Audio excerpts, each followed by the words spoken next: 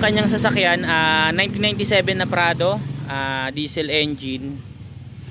Ang problema nga nito ay hindi mag-start. Yan, try mo kuya i-start. Yan,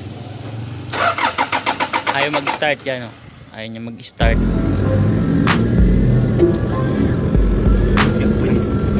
Pasin natin itong alternator. Okay guys, welcome back to our channel. Rescue na naman tayo. Okay guys, nandito ngayon tayo sa Sir, Dasmariñas na to, di ba? Oo. Pero ang daan natin is San Pedro kasi walang daan dito sa may paliparan dito. Pero ito sir, paliparan ng tawag dito, di ba? San Pedro pa rin to. Yung mismong subdivision na yun, paliparan na. Dito sir, si Sir inabutan, papalabas siya ng subdivision. Ang kanyang sasakyan na ito, papakita ko sa inyo. Yung kanyang sasakyan, 1997 na Prado, diesel engine. Ang problema nga nito ay hindi mag-start. Yan, try mo kuya i-start.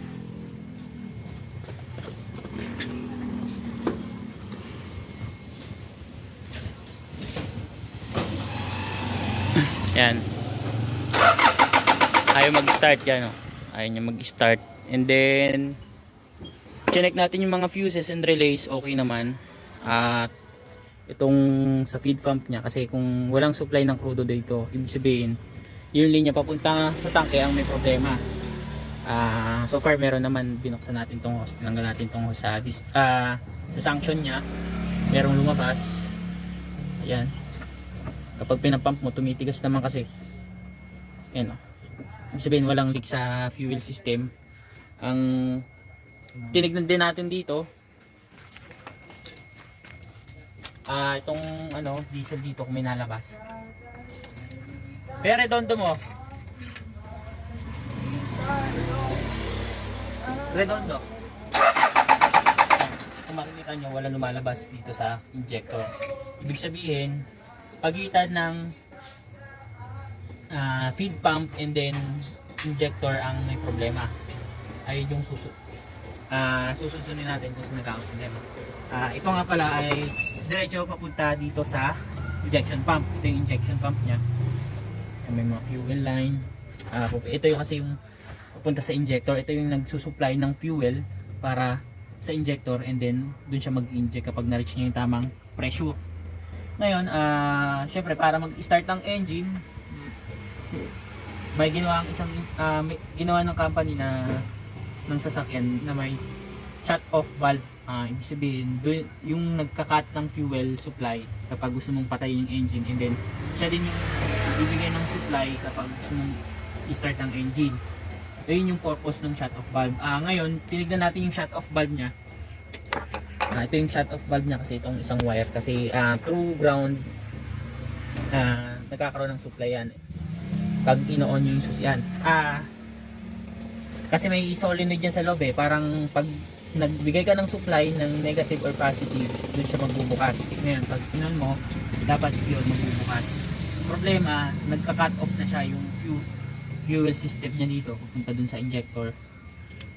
Yun, we diagnose na may problema pala dito sa electrical ng shut off valve ng injection pump. Kung makikita nyo, putol yan. Yan, kung makikita nyo, putol yung wire papunta doon sa shut off valve. Ito yung shut off valve, yung ito medyo na yan. Ito. Ngayon, ang gagawin natin is pagdudugsungin, then i-start natin. For the meantime, dudugsong lang natin, huwag muna natin to test yung injection pump kung nagana na. Para makita natin. Okay, kuya, start. Oops, wait lang yan. Ay, hindi naglalapat Okay.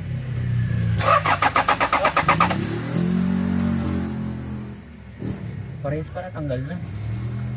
Sige sir, tatanggal na.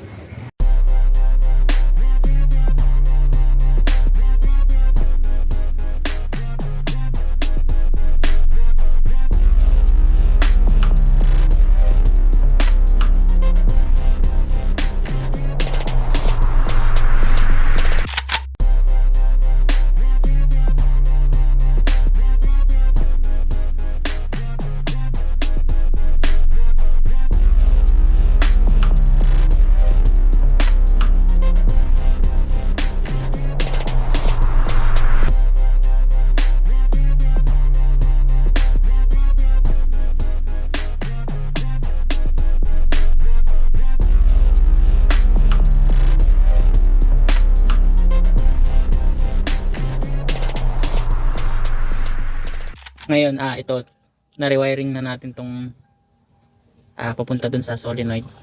Shut off valve. And then, testingin natin kung mag-i-start siya. I-start mo dyan. Okay, start. Yan, nag-start na.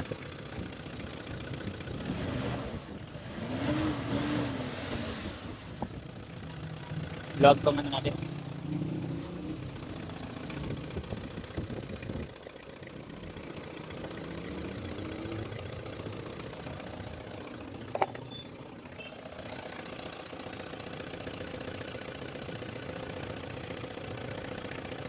Yan.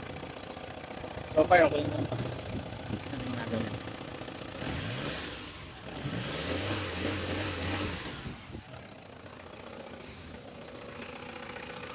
I-turbo yan sir, ito. Ngayon, kung gusto nyo mas lumakas yung hatak, lilinisan yan. Then yung EGR nyan, para mas gusto nyo tumipid, lilinisin din. Lilinisin na para Mas tumipid. Mga magkano magagastos ko yun? Ang sinilang ko sir ng EGR, intake manifold 2.5. Sa turbo cleaning 3.5. Oh. Ibig sabihin, parang ni-refresh yung engine. Ibig sabihin yung mga daloy ng hangin. Kasi kapag medyo barado yan, kasi may minimit tayong air fuel mixture, kapag hindi siya nasa tamang ratio, maglo-low power. Then lalakas sa consumer. Malakas na sa kanya. Lakas na, di ba? Yun lang naman, kung gusto mo mas mapalakas yung hatak, or depende na, option yun kung gusto nyo magpa-restore. Kung mananatili itong sasakyan sa inyo, edi mas much better na magpa-restore, di ba? Yun lang naman. Natawagan ko tayo. Sige sir. Yun naman ay kasama na yung palinis niya. Bali mga 5,000. Oo. 2.5 at 3.5. 6 years. 6.